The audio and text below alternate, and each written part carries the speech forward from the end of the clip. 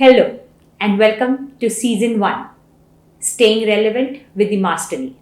Hello and welcome to Season 1, Staying Relevant with the MasterNi.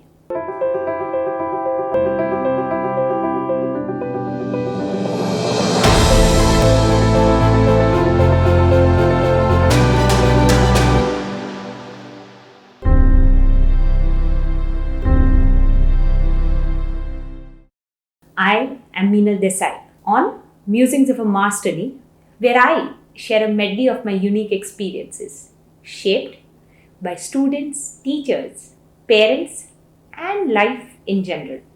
So, on today's episode, I share a book with all of you that I believe one must read. Honestly, it's a book many of you might have read. By now, it has achieved a cult-like status. And anybody who has not read this book needs to pick it up right now. Yes, I'm talking about Sapiens by Yuval Noah Harari. So you ask me, why this book? And what is cult-like in this book? Honestly, it's a brief history of humankind, but one that is woven with amazing stories. And it unravels and unpacks so many things for us that you just wonder, why were our history books so very dry and drab? The book is written by Yuval, who is a history professor and who has a knack for storytelling. Believe me, once you read this book, your view of the world around you is going to change immensely. There is a lot of material around Sapiens. There are podcasts. There is a comic strip that is coming out for Sapiens. Honestly, the book is a couple of years old, but it is so very relevant that I believe one must pick it up. So let me share a few unique takeaways that I have from Sapiens. My first and very foremost takeaway is that we humans, the Homo sapiens, perform much better today because of our ability to collaborate with each other. So, collaboration is something that is very important, we've been told. But look at it from a historical perspective. Why did we, Homo sapiens, a specific species of Homo, the genus, did well? Because we could collaborate. Honestly, the older primitive human at an individual level was so much more capable than us. They could rip apart human beings, they could forage for themselves, they could live on their own. And a single human of that nature could take down an army of us. But if it came to 100 of us, we would perform much better. So, I believe the core of this book is that we humans tend to do better when we work collectively and collaboratively. Isn't that something to ponder upon? Look at our society today. Right from the age of 3 or 4, we teach our children that we have helpers who help our society remain the way it is, etc., etc. And we teach them about community and all that. But when it comes to really making choices, we only look at ourselves. Shouldn't we be changing our lens on how we look at the community and how we look at our superpower as not just the skills that we bring, but that which our society brings with us? The more we specialize, the more we depend on others. Today, if I can teach well or if I can talk to you through this means, it is because I depend on hundreds of others. I depend on somebody who's shooting this video. I depend on the electricity to exist. I depend on schools to remain a safe place. Aren't we all extremely interdependent? And isn't that our superpower? Yes, according to me, it is. The second key takeaway that I had from this book was a very contrarian view. Honestly, I grew up on this Bollywood version of how life was so much better when we were an agrarian society. How going back to the roots meant going back to villages, living closer with nature, farming, this, that. Somehow we've been given to believe that cities are toxic, and if we went back to villages or if we went back to the Gramya living, then suddenly things would be better. Maybe it is the heritage that we've got from Gandhiji or our historical struggle or whatever it is. But when I read Sapiens, I realized that honestly, agriculture was not the utopian world that we've been sold. Agriculture, for that matter, was a trap in which human beings once came in, couldn't come out. Yes, it was a trap for the human beings. How contrarian is that? One of the favorite lines I have of this book is, "We did not domesticate wheat. Wheat domesticated us." Isn't that a different perspective to look at things? When we talk about the older times were better, honestly, we only look at past with a rose tinted eye shade. We do not look at the misery that we had. Imagine losing half of our children regularly to diseases which were totally avoidable. Today in the pandemic, we fear about loss of our near and dear ones. But imagine for hundreds of years, we sapiens have been living with this as a part of our life, have been accepting it as a very normal, natural thing. Agriculture led to us being hoarders. Agriculture made us think not just for ourselves but for our coming generations, which meant we had to create complex societies and realities around us. We started sharing myths and we started sharing stories. And agriculture, which has been shown to us as a solution to all our problems, but when you look at it from a larger perspective, it honestly wasn't a solution. It was something that we ended up in. We're trying to make the most out of it, but it definitely wasn't going back to the roots. If we are talking about roots, where do they lie? Do they lie only 100, 200 years ago? Or should we go back to thousands of years ago? I really don't know the answer to this, but I love the idea of exploring this. So that's me asking you whether the agrarian society was really the great vision that we've been sold. And the third takeaway is that all cultures are a flux. Honestly, think about it. We look at culture, we look at something and we say, is this Indian culture? Yes or no? And we leave it and we pass a judgment on it. But that's just so not it. Cultures are fluid and they're constantly evolving. Now, I know Yuval is not the first person to say it, but the way he presents it, the way he talks about it, it makes so much more sense from a historical perspective. Look at our own Indian culture.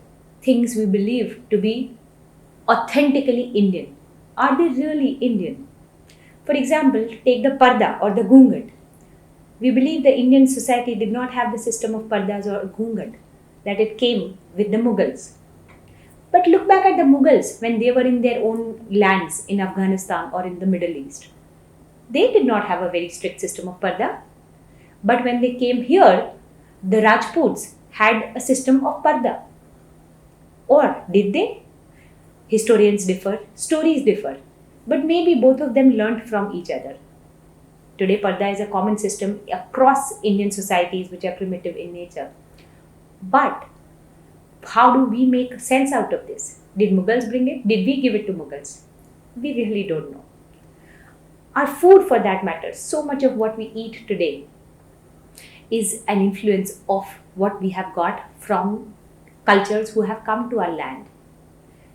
Similarly, the ideas of sexuality that we have, many of them, if you look back, are very Victorian in nature. They may not be what life was like before the Britishers came here. So cultures are fluid and always in a flux. So next time you uphold something or you downgrade something, saying this is not a part of our culture, take a step back and try to think about it. I sure do. I try to ask myself every now and then that what am I disregarding this for or what am I upholding this for? And it gives me a lot of mind space to work with. The fourth and the most beautiful takeaway that I had from this book was that we humans are so capable because we believe in shared myths. Yes, we tell stories, we lie about things. Not exactly lie, but we make up imagined reality and we share it. And an imagined reality shared by millions of people becomes a reality.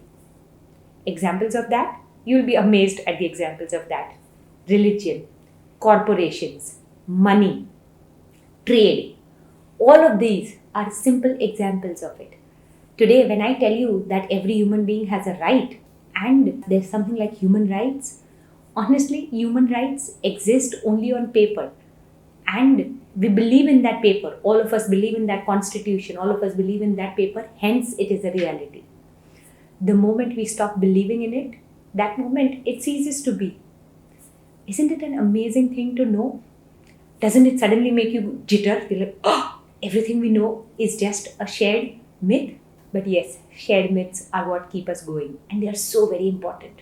And if we had to really live by these myths, shouldn't we be telling very interesting stories to our children? Shouldn't we be doing a lot more in terms of storytelling rather than content sharing? So, those are my 4 key takeaways from Sapiens. But honestly, Yuval is a prolific speaker, and his other books, Homo Deus and 21 Lessons for the 21st Century, are also an equally amazing read. So, while I urge all of you to definitely read Sapiens, I also want to share about what he speaks about the future of humanity. And it is amazing. There are a lot of podcasts and videos by him, but there is one part specifically that I would want to share with all of you today. One of the things he harps upon is the importance for us humans to know ourselves better. Now, this is no new advice. Know thyself is as old an advice as Mahabharata or as Gita. And we all know that this is important. But he points out to the fact that for the first time in history, it is important for us to know ourselves because we have competition. Yes, if we don't know ourselves better, the data we share with the world is going to know us better than who we are. Isn't that scary? Yes. The sites our children visit, the things they do online, the things you order online, the place you live in, the geography you share, all of that is important data to hack your preferences. And believe me, it happens at such a subtle level, you will not even know. So, for the first time, we need to look at ourselves and say that, oh, I better spend some more time with myself, understanding my own choices, preferences, and those that I have derived from the others. Because if I don't, somebody else from a swipe of mine might just decide what my preferences are. With that, I would want to wind up this episode of Staying Relevant with the MasterNi. And I would love to know, what do you have to say about Sapiens by Yuval? If collaboration or collective living is the superpower of us sapiens, then how exactly are we teaching it to our children? And how are we really practicing it? I'd love to know about that from you. Have you been a part of agriculture society being the utopian world myth? Have you been a part of the myth in which the agriculture society was sold to you as a utopian place? Have you also yearned to get back to that society and now suddenly realized that, oh, our roots could be much farther and deeper? What is your take on this?